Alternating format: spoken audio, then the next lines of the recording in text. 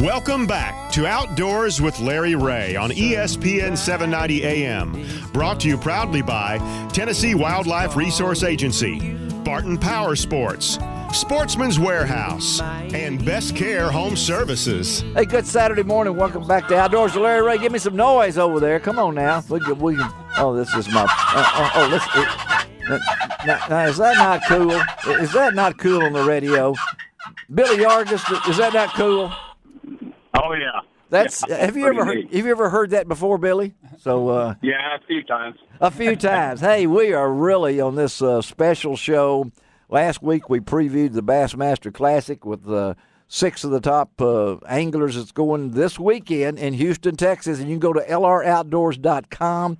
Ron Wong and Deborah Hinks are down there representing our radio show.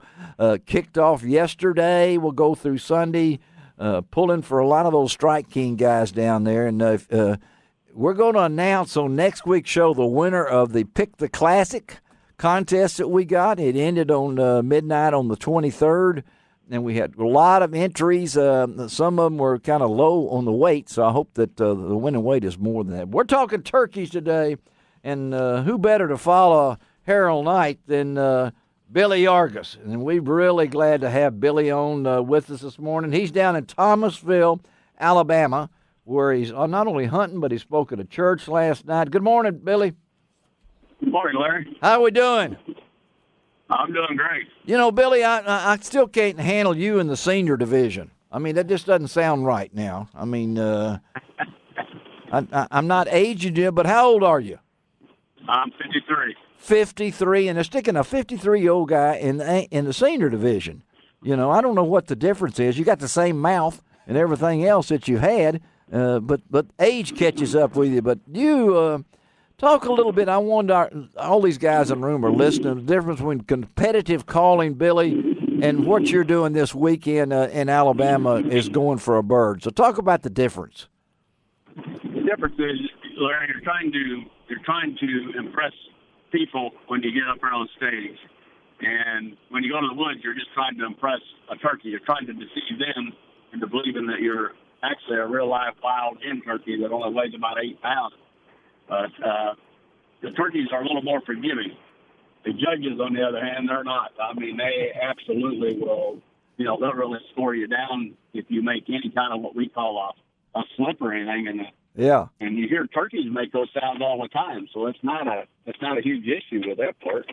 Well, I know, from being on the stage, and I know they changed. If I'm not mistaken, I was up there a couple of years ago. They changed the format and put the judges right in front of you, didn't they, or something like that, and eyeballed you. And I don't know how that went over, but wasn't that a change in the way they judged? They did. For 2 years, they had the judges actually looking at the callers, and I think that it made some of the callers a little bit nervous.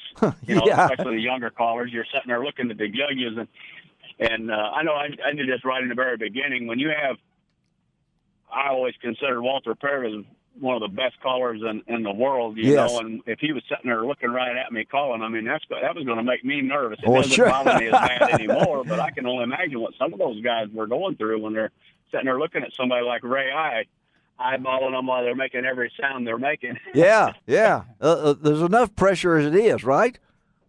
Oh, yeah. Yes, there's plenty of pressure. You know, this year I didn't even have to make the cut. And when I was standing back there and they started calling out the guys who made the cut, it was unbelievable how nervous I got. And I was already in the finals because I won last year. And I'm like, why am I nervous? I know I'm going up there. But well, I didn't the way it is.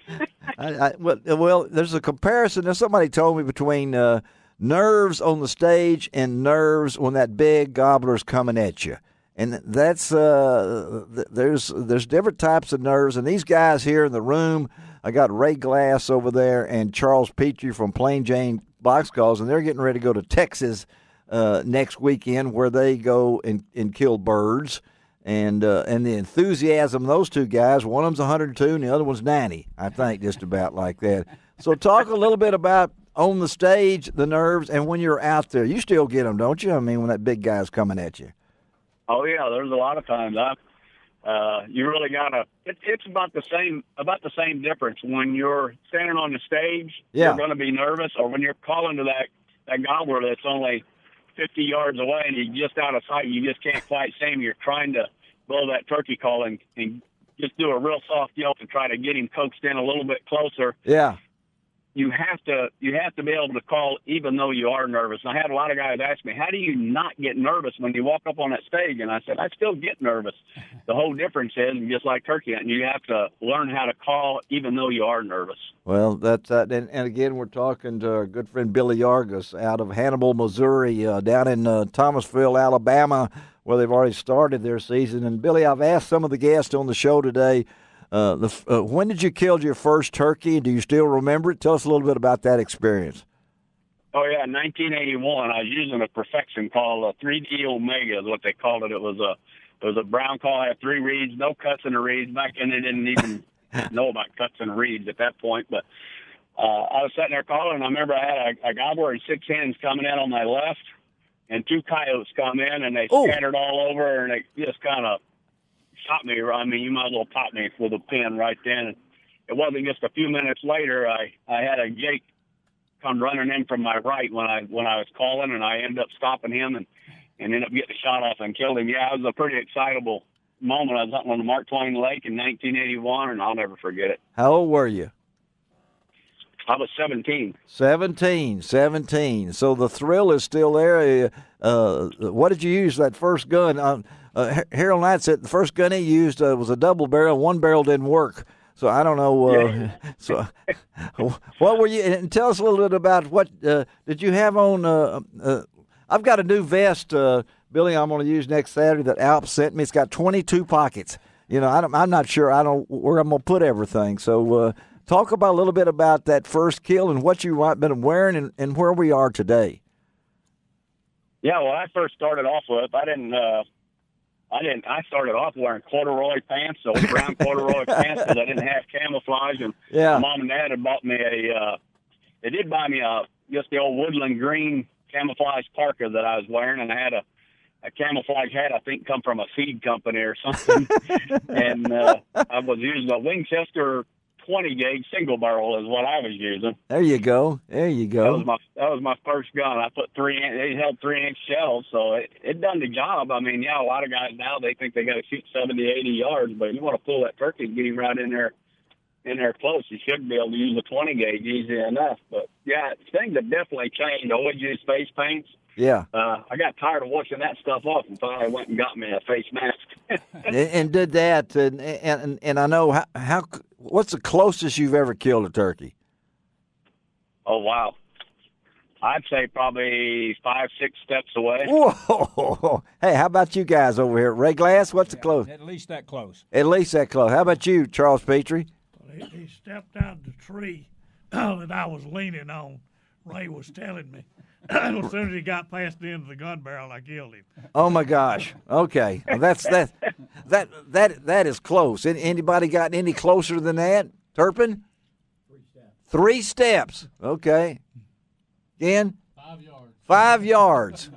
Okay, I feel better now. That one that gobbled in my ear, and I didn't get around to get to him. I mean, I could still feel his breath. It's hard to get to them when they're that close. Yeah, and when they're on the wrong side. You know, I want them coming up on the other side. Again, we're talking to our good friend Billy Yargus, and I know, Billy, you I guess you're living the dream, aren't you? I mean, is this what Billy Yargus wanted to do when he's growing up? When I was growing up, all I wanted to do was turkey hunt, and that was I didn't even think about getting in a calling contest. The only reason I got into a calling contest was to get better turkey calls. I wanted better mouth calls, and I didn't have any dreams of winning a Grand Nationals or a World Championship or anything like that. Wow! I've just been blessed with all that. I mean, where God's taken me, you know, nowadays is just, yeah, it's a dream come true. And to be able to share a lot, you do a lot of speaking, don't you, Billy? Yeah, I was just in Beardstown, Illinois last weekend, and of course I'm in Thomasville this weekend. And yeah, it's a passion I also have is try try to share my experiences with other hunters. Yes. And maybe help them to even have a little better life. Well, we appreciate you, Billy, taking time. This is a great show every year, and I think we've had Billy on a couple of times. Billy, be safe. Kill a big one, and we'll stay in touch. Okay, Billy? I appreciate you, Larry. Thank you, buddy. All right, Billy Yargus joining us on Outdoors with Larry Rea, and this is fun. I know Frank Barton. Yes, Larry. Some people need an ATV to get to these places, right? We sell your favorite one. And you do sell my favorite. The EV. That's right. The EV will get you there, won't it? That's right. Electric vehicle, Polaris EV. Sneaks right in on it. That's what, Charles, you want to you just ride around in that little thing and nobody would hear you or anything like that, you know?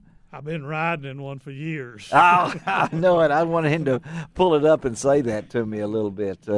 Let's talk about, has anybody been in a calling contest? Any of y'all have ever done that? Yeah, tell them, Charles, 'cause I know this story. You actually entered a contest, didn't you? Well, I didn't actually go to enter a contest. Okay, all right. Listen to this, y'all. I showed up to hear Roy Rhodes enter a contest. Yes, yeah. And nobody else came. So Roy paid my entrance fee so he could win the contest. And they said, gobble. Well, I didn't even have a box called in. I had a bunch of mouth calls. I just said, but I came in second to a national champion. You came in second to Roy Rhodes in a national championship. Y'all heard it first on Outdoors with Larry Rea, and it's on his wall right there that Charles Peter, you're just. I'll tell you another lucky thing. I had. Now we only got an hour and a half on this show, I know. But I'll just take care of all. And we're getting. The first gould bird I ever saw and killed was a world record for 3 years. That was the first gould you'd ever seen when you killed that world record in Mexico? First one I'd ever seen. First time I'd ever been to Old Mexico. And that's amazing. And that thing stood for a little while, didn't it? 3 years. For 3 years. If Ray had measured him, he stood for 5 years. Now we got it really going right now. You actually in the Gould, Mexico. All right. Do we need to take a break right now? We got to get on. Mike Giles is coming up. He makes all of his noise without a call. I'm sorry, y'all. It's not good for your business. I know that Turpin's over at grinning and everything like that. But let's take a break on Outdoors with Larry Rea. We'll be right back on ESPN 790. You can find out